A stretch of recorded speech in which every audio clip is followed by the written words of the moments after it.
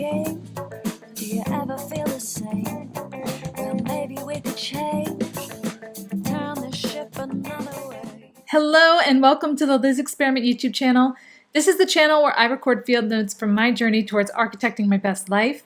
And I'm recording today in beautiful Warsaw, Poland. This is where I was last week, and I'm still here for another few weeks, thankfully, where I am house sitting for some dear friends and hanging out with their furry pal, Jack, who I believe is seated on the bed behind me. Jack is a barker sometimes, so he may start barking. We don't know, but he's also really cute and cuddly, so it makes up for it. So yeah, I've been in Poland for a week and I've learned a lot and I've been working on a lot. So let's get into it. The first thing that I learned this week was, well, I guess I've been learning a ton of things about Poland, right? It's my first time here. My friends who I'm sitting for are obviously Polish, and they've been kind enough to kind of recruit a neighbor / coworker of theirs to be my other Polish guide while they're away in Bali. So I've been learning a ton of Polish facts. But the first thing I learned about Poland is at least Warsaw, at least the neighborhood I've seen and the places I've been. I really, really like it so far. It's quite a more modern city than I expected. I didn't have really any expectations because I just haven't been here before. I guess my expectations are based off my time in Budapest, which is a lovely place, but there's something about Warsaw anyway that's a lot more modern and forward-thinking in some of the ways. I don't want to say forward-thinking because I don't know how Hungarian people think. I don't know what they're saying, which is on me. But anyway, point is, it's a great city, and I'm really, really enjoying my time here. My friends welcome me with open arms, and all of their great energy and all of the effort they put into making me feel comfortable has allowed me to just kind of be. So that's been a really, really great learning around just being here.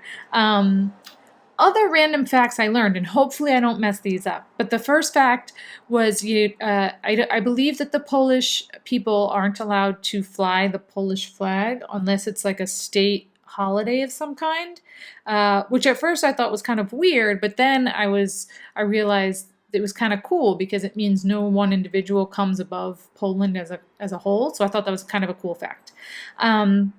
My friend also told me how Poland kind of skipped ahead in the technology race because they were a communist state for so long. They didn't have all of these systems in place that they had to rebuild as technology went forward. So they were able to kind of skip ahead and have all of these interesting innovation. They're innovations that we are still working on, at least in places I've been in the US and other places in Europe. Like everywhere I go, Google Pay is accepted, even in like the little bodega / corner store places. It's awesome. And the third fun fact I learned was that Poland is a huge exporter of apples, and apples are extra delicious here. So if you ever get here, have some apples, especially in the fall. The second thing I learned was, well, besides that I like Poland and all of my fun random Polish facts or facts about Poland, was that I can live in a country where I know absolutely zero of the language and be okay. And that's been a lot of what I've been working on this week and being brave with. And so I'll talk about that more in the what I worked on section. The third thing I learned is that, and I think I've mentioned this on the channel before, but I think it's worth noting again, and that is that a city is a city. No matter where you are in the world, of course there are differences, and especially if you're going from like east to west, completely different cultures, the cities are slightly different. But in general, a city is a city. But really what's of interest to me are the everyday actions of the people in that city. And I've really been I had a great conversation with my friend about this before he left for Bali, and I also just have been thinking about that more and more as I haven't really strayed too far from home, from where I am in Warsaw, but that's okay. And this third lesson learned led me to my fourth lesson-ish, I guess it's an ish lesson, which was I decided to choose a smaller city for my first, in a long time, first like month off from house sitting and not having anything to kind of guide my decision on where to go, I decided to choose a smaller city that maybe had a bit more, or hopefully has a bit more of the everyday interactions I want to see when I visit Mexico this fall, or later this fall. So I'll talk a little bit more about that in the what I worked on section. But first, what I worked on with my first lesson learned, which was like a million lessons learned about Poland, was I really have been working on just exploring the everyday and observing the everyday and just taking in my surroundings and enjoying each and every moment of that. I think often in our lives we think we should, I know often in my life, I think I should be doing this, I should be doing that. Oh, I'm in this city, so I need to do A, B, and C. But really just kind of settling into where I am and what's around me has been the most delightfully luxurious feeling. I've been taking a lot of the pressure off to be something else, just being me in this place and going with it. And that kind of ties in with the second lesson learned, which is that I can be in a place without somebody who knows the language standing next to me all the time. Like when I'm in Budapest, I'm so grateful to have my friend there, obviously. But it means that I have a little bit of a shield between me and the gap of knowledge, especially in the language. Here, I don't. It's just me, and I'm staring outside right now at signs that I have no idea what they're really saying. And so what I've been working on with that is just being brave. You know, people are people, and if you're a kind person, people are going to be kind to you. Some people are assholes, no matter who you are, whether you can speak their language or not. You just can't take it personally. So I've just been going with it. I've been going to the stores and the shops and pushing myself to approach the counters and talk to people, even though they can't understand what I'm saying and I can't understand what they're saying. I took Jack to the dog park, and a lot of the times other dog owners are talking to me, and sometimes they know English, sometimes they don't. But as intimidating as that is, it's just been so kind of awesome to work with it and face the challenge head on. So I'm going to continue to do that. I'm here till towards the end of September. So I think that's going to really help me just get over myself. Like, fuck it, you know? Sorry, explicit language. So the second thing I've been working on is somewhat related to the first. And I was talking about observing culture. And I'm just like not trying to go anywhere that I don't feel like going, like to the center of the city to check things off my what I should see list. I've been staying in this area. There's this really cute pond like a block away that they walk Jack around, and I've been walking him in the early mornings and doing these slow walks and just observing the fishermen there, which is awesome. Like, it reminds me, when I lived in New York, I lived on the Upper East Side for a long time, and I would take early morning runs along the East River, and there would be people fishing in the East River. Hopefully they didn't eat the fish, but hey, New Yorkers. But it was just like this really beautiful moment of bliss. And I've been doing that. I've been going out at night and walking around the pond and watching the after work crowd. I've just been going and walking around to the park during the day. It's just been awesome just to observe life. And as I said, that's hard to do because it kind of feels like you're a loser who doesn't have anything better to do, but you're not. You're just human and you're just interested in life, and that's okay too. Like, who's in charge of calling you a loser or not, right? Just yourself. So choose to be yourself, and it's going to be awesome. So the other thing I talked about working on was really a city is a city. And I was picking all of these cities to visit because I thought, hey, these are awesome cities. I should check them off my list.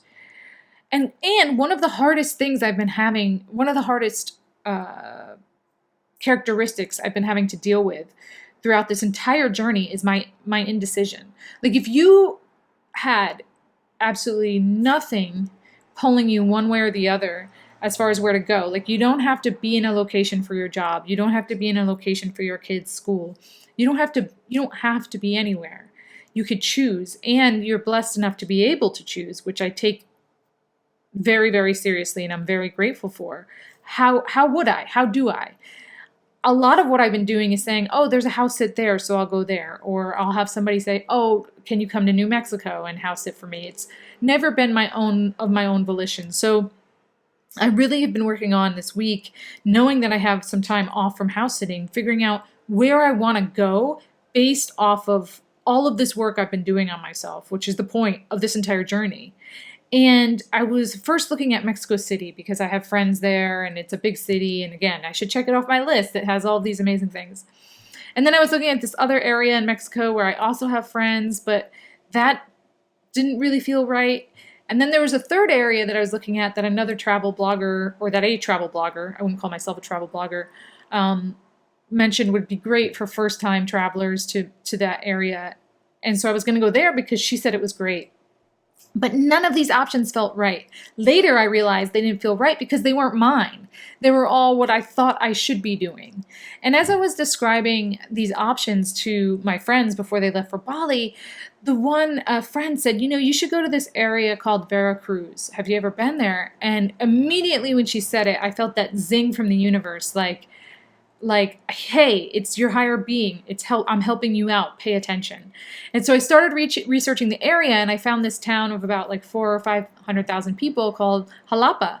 And I started reading about it. This other female solo traveler from the States went there, and she said it's this really great place where there's tons of intellectuals because there are tons of universities. There are tons of culture and artists and a lot of spiritual people there, and it's the coffee capital of Mexico. And so immediately I was just like, I'm all in. This is the place. This is meeting up with everything that I know about myself so far that I would find joy in. I found a great Airbnb that was within my budget. I slept on the decision, and then when I woke up the next day, I was still excited about it. So I booked the Airbnb, I booked my flights, and of course, right away after I did all this, I started second guessing myself. And of course, a friend reached out who is in Mexico now, and she was like, congrats on that decision, but did you see all the violence that's going on in that part of Mexico? And of course, I started berating myself for making this hasty decision based off of all of my ideals, right? All of the things our ego and our society tells us not to do. But what I've been working on is staying strong in my resolve. I did the research on the crime rate. I took all the precautions that the United States foreign agency, I should know what it's called, I don't, embassy people tell you to do. And now I'm educated about that, but it's not super unsafe for travelers. The US is not telling people to stop going there or anything like that. So I educated myself and I empowered myself, and I'm staying strong in my resolve. I didn't let it sway me because the choice came from me, from my higher self. And I've been working on honoring that core all week with the feeling from this decision really guiding me and leading me through. So that was the big thing that I worked on this week. It was a big week. It was my first week here in Warsaw, my first week alone in a city where I don't know what the hell's going on, my first week with a new friend who, is an individual who I have to learn about, and my first week choosing for myself after how long have I been on this journey? But it can happen, people. So that's it for this week. Next week, I'll be coming to you again from Warsaw after another week of learning, I'm sure. If you like this video, please give it a thumbs up and let me know. I love hearing from you guys. If you have similar stories about you making a decision from your core and it working, I'd love to hear it. If you have venting about not being able to do that, I would love to hear it and help. Please comment on the video and let me know. And if you want to get these updates every week, don't forget to subscribe. It would definitely show me that what I'm doing is making a difference, at least for a few of you out there. So until next week, thank you so very much for watching. Thank you.